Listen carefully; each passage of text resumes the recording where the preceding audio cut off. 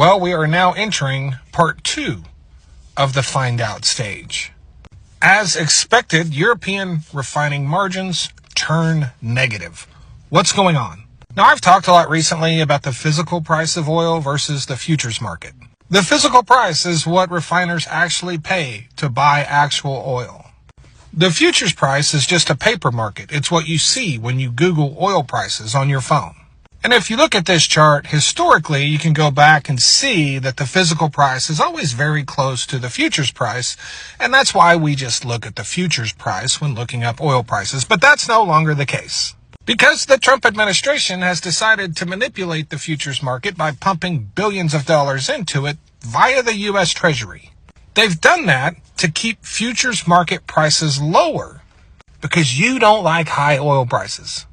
But the physical market, it stayed high.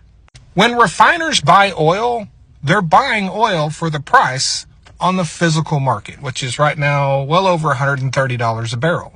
When they sell their products that they refine, that's on the futures market. Yes. And that means European refiners are currently losing about $6 a barrel on every barrel of oil they buy. The next headline will be Asian refineries losing money on oil. So what do refiners do when they're losing $6 a barrel? They refine a lot less. Yeah, they cut their capacity drastically.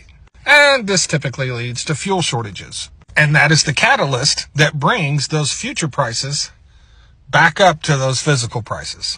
So what happens then? Does the U.S. just continue to pump billions into the oil futures market to keep it suppressed? Because, polling numbers are important. Because if they do, the problem just spreads. It doesn't get any better. And people will say, well, this is in Europe, this is in Asia. How does this affect us?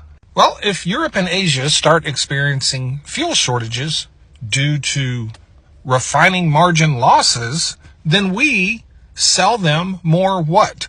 Diesel. We export a ton of diesel to them. But wait, we can't make a ton of diesel with U.S. crude. We need to import the same heavy crude to make a lot of diesel. That same heavy crude that's over $130 a barrel that refiners are losing money on. This is the vicious feedback loop that this administration has created because they don't know how anything works. They manipulate one market to keep you happy and try to improve their poll numbers, and they make something else